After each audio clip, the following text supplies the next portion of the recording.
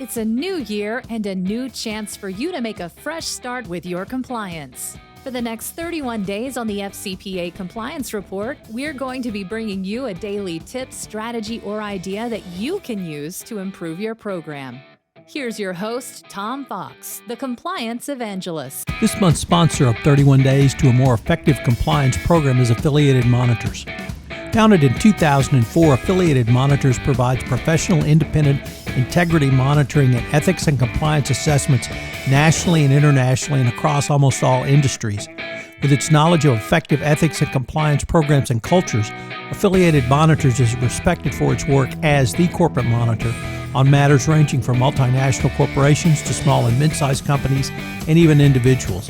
Having served in over 750 monitorships, no one has more experience as an independent monitor than the team at Affiliated Monitors. For more information on how an independent monitor can help improve your company's ethics and compliance program, visit this month's sponsor, Affiliated Monitors, at www.affiliatedmonitors.com.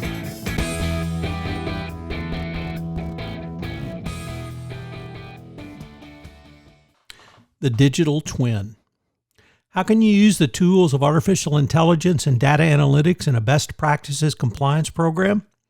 One way to do so is detailed by Vincent Walden, a partner at Alvarez & Marsal, in an article he wrote entitled Profit and Loss of One, where he detailed how he and his then colleagues at Ernst & Young worked in conjunction with General Electric Compliance to improve compliance by using data analytics to provide behavioral insights to their compliance program.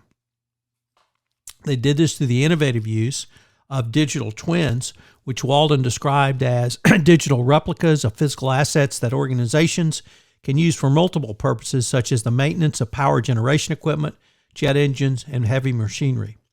In a more expansive definition, the consulting firm Gartner described digital twins as dynamic software models of physical things or systems. Gartner has gone on to suggest that virtually every connected device eventually could have a digital twin running in simulation so that breakdowns or malfunctions could be predicted in advance before they occur in the physical world.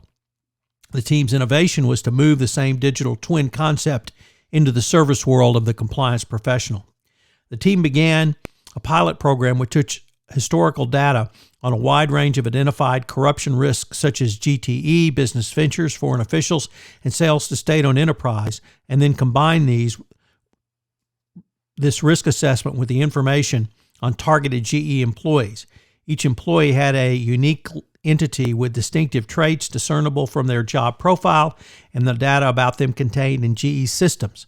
The analytics results, which ultimately be used to send the relevant just-in-time communications to that GE employee before they encounter a specific compliance risk. The next step was to develop risk models for each employee in the pilot.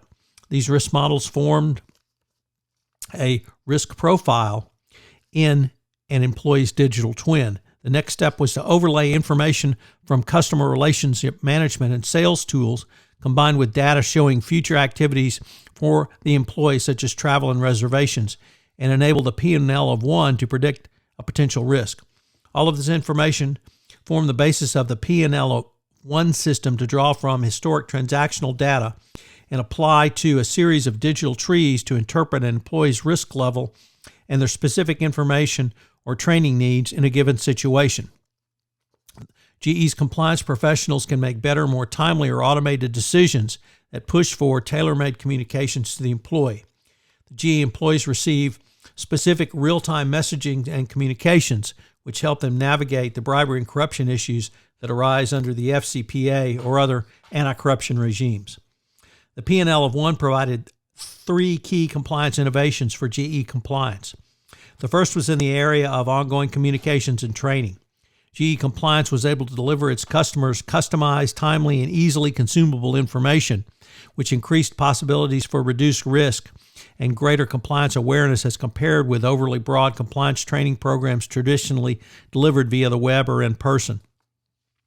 But the ongoing communications and training did not simply stop with a specific message or even messaging, as the company gained insight into employee preferences when it surveyed hundreds of its salespersons operating in high-risk regions to understand how they want messages delivered to them.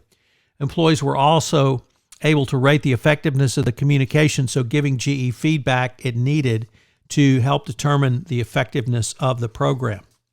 This sounds very similar to what the Department of Justice described in its Evaluation of Corporate Compliance Programs 2019 guidance when it discussed tailored and effective training. A second discernment was in the area of behavioral insights.